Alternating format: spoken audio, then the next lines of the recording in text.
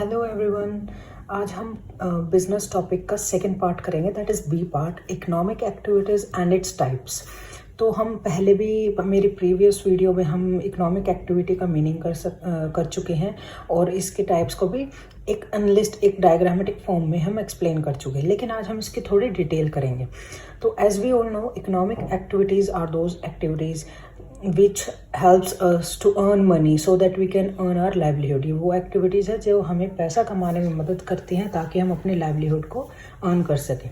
तो इसको तीन पार्ट में क्लासिफाई करा गया है, या फिर इसके तीन टाइप्स हैं, which are business, profession and employment. Business, profession and employment. तो जब भी हम बिज़नेस में कुछ भी एक्सप्लेन करते हैं, किसी भी चीज़ को डिफाइन करते हैं, तो हमें ये कुछ पॉइंट्स हैं जिन्हें हमेशा याद रखना चाहिए। इनके अलावा आप ऐड कर सकते हो, लेकिन these are the must points, इनको हमेशा ऐड करो। तो जब भी हम बिजनेस, प्रोफेशन, एम्प्लॉयमेंट को एक्सप्लेन करेंगे तो वी हैव टू रिमेंबर ये तीनों किसके पार्ट है। These are part of economic activities. तो whenever we will define them और विल एक्सप्लेन इट मीनिंग, तो हम इसमें लिखेंगे कि business are those activities, yeah, business is an economic activity, profession is an economic activity, employment is an economic activity. We will write economic activity with all the meanings of the types. And thereafter, जो second main point है, which has to be keep in mind even while writing your exams, कि आप जब भी किसी चीज़ को explain करोगे business में, तो आप हमेशा उसका एग्जाम्पल दोगे। आप बिजनेस का ही मीनिंग एक्सप्लेन कर रहे हो, you have to give example. आप प्रोफेशन का मीनिंग एक्सप्लेन कर रहे हो, you have to give example. Employment का मीनिंग एक्सप्लेन कर रहे हो, you have to give example. So now we will start with the meaning of business. तो मैंने बिजनेस को एक्सप्लेन करने के लिए उसकी मीनिंग को अलग अलग हिस्सों में डिवाइड करके लिखा है, ताकि आप इजीली इसको लर्न कर सकें और इजीली इसको समझ सकें। तो लेकिन जब आप इसको एग्जाम में लिखेंगे तो please don't write in points, आप इसको एक पैराग्राफ बना के लिखें। Let's start. Business refers to any occupation in which people engage regularly to earn profit. ये बहुत बेसिक लाइन है जो हम बिजनेस में हमेशा यूज करते हैं, कि लोग किसी ना किसी ऑक्यूपेशन में लगे रहते हैं ताकि वो वहां से पैसा कमा सके, प्रॉफिट अर्न कर सके। तो अगर आपको कुछ याद नहीं रहता, जस्ट राइट दिस लाइन। लेकिन अगर आपको थोड़ा और एनहांस चाहिए और अच्छा मीनिंग चाहिए ताकि आप इन लाइंस को और अच्छे से क्लासिफाई कर सके, तो आप इतना हिस्सा, ये पॉइंट्स, ये आप यूज करोगे टू एक्सप्लेन दिस पॉइंट। तो in other words, it is concerned with engaged in economic activities which involves. तो हम दूसरे वर्ड्स में क्या कह सकते हैं कि ये ऐसी एक्टिविटी है जो इकोनॉमिक एक्टिविटी में एंगेज रहती है। See we have used word economic activity here, which involves, जिसके अंदर production and sales of goods and rendering services. तो ये वो इकोनॉमिक एक्टिविटी है जो अपने अंदर तीन चीजों को लेके चलती है। The first one is production, second one is sales of goods and third one is rendering services. तो जब बिजनेस अपने अंदर प्रोडक्शन को लेके चलती है, यानी चीजों को प्रोड्यूस करना, फिर उसकी सेल करना गुड्स की, और फिर बाद में सर्विस प्रोवाइड करना। The objective of earning profit is to satisfy the consumer need for long-term survival in the society। तो बिजनेस प्रॉफिट अर्न इसीलिए करता है ताकि वो अपने कंज्यूमर्स को सेटिस्फाई कर सके और अपनी सोसाइटी को लंबे टाइम पीरियड के लिए सर्वाइव कर सके, उसको चला सके। तो ये जो लास्ट के 4 पॉइंट्स हैं, ये मैंने इसलिए आपको अलग से दिए हैं ताकि आप इसको ब्रॉड कॉन्सेप्ट में लिख सको, बिजनेस के मीनिंग को। And thereafter the most important thing is we are writing an example. Example of business are fishing, which is, अगर हम फिशिंग करते हैं तो उससे हमें पैसा मिलता है। Mining, farming, manufacturing, wholesalers etcetera. तो all these are examples of business. Now we will do meaning of profession. तो सिमिलरली मैंने इसी तरह प्रोफेशन को 3 पॉइंट्स में डिवाइड करा है ताकि आप इजीली इसका मीनिंग समझ सके, और सेम आपको ये पैराग्राफ में ही लिखना है। तो profession refers to that economic activity. Profession वो इकोनॉमिक एक्टिविटी है विच रिक्वायर स्पेशल नॉलेज, जिसमें हमें स्पेशल नॉलेज चाहिए, एंड स्किल्स, और अच्छी स्किल्स चाहिए, to be applied by an individual in his work to earn his living. जो एक इंडिविजुअल अप्लाई करता है कि इनको, अपने नॉलेज को, स्पेशल नॉलेज को और स्किल को, ताकि वो उससे अपने लिविंग्स को अर्न कर सके। इसमें क्या क्या इंपॉर्टेंट चीजें हैं जो हमने देखी हैं। ये कह रहा है कि ये एक ऐसी इकोनॉमिक एक्टिविटी है जिसके अंदर स्पेशल नॉलेज और स्किल्स की रिक्वायरमेंट होती है, एक इंडिविजुअल को, ताकि वो काम करके अपनी लिविंग को अर्न कर सके। These activities are subject to guidelines and code of conduct laid down by the professional bodies। जैसे कि ये प्रोफेशन है, तो profession is not that easy कि कोई भी जाके कर सकता है। आपको उसके लिए स्पेशल नॉलेज की जरूरत होती है, स्किल्स की जरूरत होती है, और फिर आपको एक लाइसेंस मिलता है to work on your profession. तो वो लाइसेंस हमें कौन देता है? प्रोफेशनल बॉडी देती है। और उस लाइसेंस में हमें क्या, हमारी गाइडलाइंस लिखी होती है, कोड्स ऑफ कंडक्ट लिखे होते हैं जो हमें फॉलो करने पड़ते हैं। For example, lawyer is a profession. Lawyers क्या है? ये प्रोफेशन है, एक लॉयर इज अ प्रोफेशन। लेकिन ये किस प्रोफेशनल बॉडी के द्वारा स्टार्ट करा गया है? Bar council of India. Bar council of India allow lawyers to do their profession, और इसके अंदर सारी कोड ऑफ कंडक्ट मेंशन होती है जो उनको रूल्स एंड रेगुलेशन मान के चलना पड़ता है। सिमिलरली विद डॉक्टर्स, डॉक्टर्स कौन से प्रोफेशनल बॉडी से निकलते हैं? Medical council of India. So medical council of India allow them to do this profession, and bar council of India allow lawyers to do their profession. Now we will do meaning of employment. So employment refers to that economic activity in which an individual works regularly for another person and get remunerated in return.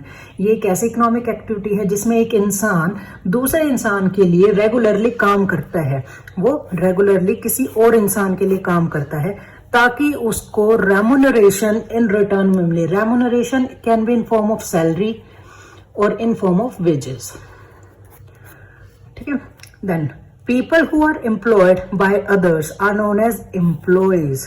वो लोग जो किसी और के द्वारा employed है, किसी और के अंडर काम करते हैं, उनको एम्प्लॉयज बोलते हैं। And the person who engage others in work regularly for them are employers. और वो इंसान जो अपने लिए किसी और को रखते हैं काम करवाने के लिए, उनको एम्प्लॉयर्स बोलते हैं। फॉर एग्जाम्पल, मिस्टर एक्स का बिजनेस है और मिस्टर वाई उसके बिजनेस में काम कर रहा है, तो mister X is employer and mister Y is employee. Next, the remuneration paid by the employer to employee. जो रेमुनरेशन है, जो पार्ट ऑफ मनी है जो एक एम्प्लॉयर एम्प्लॉय को देता है, वो या तो इन फॉर्म ऑफ सैलरी होगा या इन फॉर्म ऑफ वेजेस होगा। सैलरी दी जाती है मंथली और वीकली, लेकिन वेजेस दी जाते हैं अकॉर्डिंग टू डेज और hour. For example, working in office, कोई इंसान अगर ऑफिस में काम करता है, in banks, insurance companies, shops etcetera.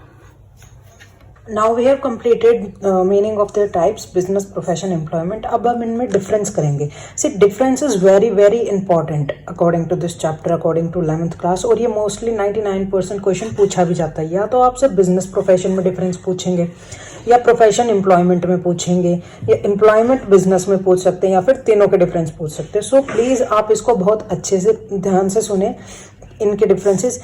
Book में हमें 9 डिफरेंसेस दे रखे हैं, लेकिन हम 10 करेंगे। जो हमारा फर्स्ट डिफरेंस है वो होगा हमारा मीनिंग का, जो इसमें मेंशन नहीं है। मीनिंग हम ऑलरेडी कर चुके हैं, तो आप वहां से इसमें तीनों का मीनिंग लिख सकते हैं within 2 lines, that is enough. फिर सेकंड हम करेंगे कमेंसमेंट। तो बिजनेस में commence with the decision of entrepreneur. Entrepreneur वो होता है जो बिजनेस को चलाता है, जो उसका ओनर होता है। तो इसमें बिजनेस को अगर कोई चला सकता है तो वो उसका एंटरप्रेन्योर ही चला सकता है। प्रोफेशन में commence on completion of a degree course and by getting a certification of practice। आप प्रोफेशन को तभी चला सकते हो जब आपने अपना कोर्स पूरा करा हो, अपनी डिग्री मतलब जो भी क्वालिफिकेशन रिक्वायरमेंट है वो पूरी करी हो, और फिर आपको सर्टिफिकेट मिला हो कि now you can practise your profession, तब आप इसको कर सकते हैं। Employment commence in joining duty of entering into a service agreement. Employment हम तब ज्वाइन कर सकते हैं, तब स्टार्ट कर सकते हैं जब हम एक एग्रीमेंट में आ जाते हैं between the employer and the employee, और फिर फर्दर उनके कोड्स ऑफ कंडक्ट के अकॉर्डिंग हम वहां पर काम करते हैं। Second is qualification. बिजनेस को चलाने के लिए ज्यादा क्वालिफिकेशन की रिक्वायरमेंट नहीं होती, मिनिमम क्वालिफिकेशन से हम बिजनेस को चला सकते हैं। जैसे प्रोफेशन है, प्रोफेशन के लिए हमें हाईली क्वालिफिकेशन की जरूरत होती है। जैसे डॉक्टर है, बिना MBBS के डॉक्टर नहीं बन सकते, तो you have to be very qualified for that, and plus training is also important. And employment के अकॉर्डिंग सिर्फ डिपेंडेंट क्वालिफिकेशन की जरूरत होती है जितनी रिक्वायर्ड है. It can be graduation, it can be post graduation, whatever is required by the employer you have to provide it. Investment, जब भी हम बिजनेस स्टार्ट करते हैं तो हमें अपनी कैपिटल रिक्वायरमेंट के ऊपर डिपेंड होना पड़ता है कि हमारे पास कितना पैसा है, कितनी कैपिटल है, ताकि हम अपना बिजनेस स्टार्ट कर सकें. प्रोफेशन के लिए बहुत लिमिटेड इन्वेस्टमेंट की बहुत लिमिटेड कैपिटल की रिक्वायरमेंट होती है, और वेरस जो एम्प्लॉयमेंट है उसमें हमें कैपिटल की रिक्वायरमेंट बिल्कुल भी नहीं होती. इट्स अ जीरो, बिकॉज हम किसी और के अंडर काम करते हैं और वही अपनी कैपिटल लगाते हैं, तो हमें लगाने की जरूरत नहीं है. नेक्स्ट पॉइंट है रिस्क. बिजनेस हमेशा रिस्क से चलता है, अनसर्टेनिटी से चलता है. It is also said that more the risk more the profit. तो आप जब भी बिजनेस में रिस्क लोगे, देयर इज मोर सर्टेनिटी कि आप उसमें प्रॉफिट अच्छे से कमा सकते हो. तो हाईली रिस्क हमेशा बिजनेस में रहता है. प्रोफेशन में लिटिल रिस्क रहता है और एम्प्लॉयमेंट में कोई भी रिस्क नहीं रहता है. Transfer of interest. Transfer of interest is possible when with some formalities. अगर आपको अपना बिजनेस किसी और को ट्रांसफर करना है तो आप बिजनेस में कर सकते हो. जैसे एक बाप अपने बेटे को ट्रांसफर कर सकता है तो उसके लिए कुछ फॉर्मेलिटीज की जरूरत होती है, वो उसको ट्रांसफर कर सकता है. लेकिन जब प्रोफेशन की बात आती है तो इसमें बिजनेस ट्रांसफर कभी भी नहीं हो सकता. इंटरेस्ट जो है बिजनेस का कभी भी ट्रांसफर नहीं हो सकता.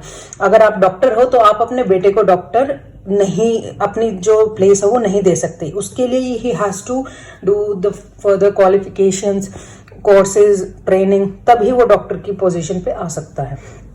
अनएम्प्लॉयमेंट इसमें भी बिल्कुल भी पॉसिबल नहीं है कि वो अपना इंटरेस्ट ट्रांसफर कर सके. Main objective of business is to earn profit. पैसा कमाना बिजनेस का सबसे बड़ा ऑब्जेक्टिव है. प्रोफेशन में सर्विस प्रोवाइड करना सबसे बड़ा ऑब्जेक्टिव है, और एम्प्लॉयमेंट में अपनी इनकम को पाना ताकि वो अपनी सैलरी से सेटिस्फाई हो सके एम्प्लॉयर, वो उसका ऑब्जेक्टिव है. Code of conduct. There is no prescribed code of conduct for business. Business के जो ओनर होते हैं वो अपना खुद का कोड ऑफ कंडक्ट बनाते हैं, तो इसमें अलग से कुछ प्रिस्क्राइब्ड कोड ऑफ कंडक्ट नहीं होता. The owner takes the decision and that's all.